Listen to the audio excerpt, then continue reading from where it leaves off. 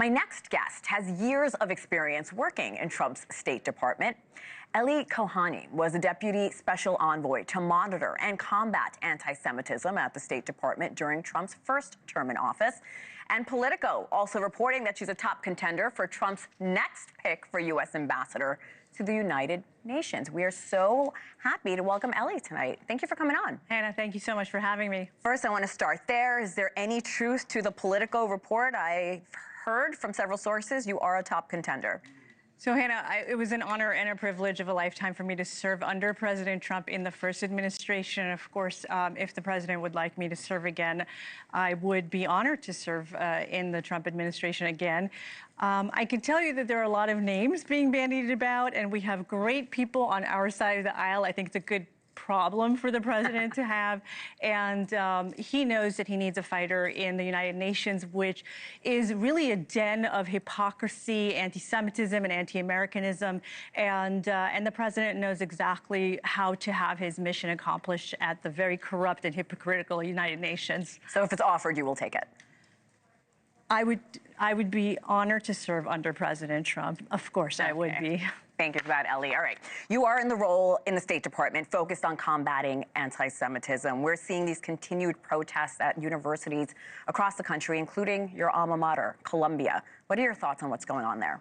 You know, it's disgraceful to see what's happened in this country since October 7th. And under the Biden administration, what we saw was the country really degenerating into a horrible situation for Jewish Americans, but also for all of America. And I think that the election was a referendum on anti-Semitism, on anti-Americanism. And this country elected President Trump with a huge mandate because they reject that.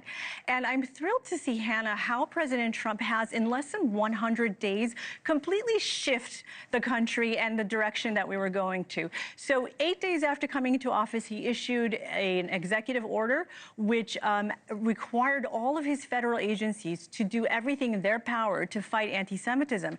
And since then, we've seen the Department of Education remove funding in the millions and hundreds of millions of dollars from these universities that have become cesspools of anti-Semitism.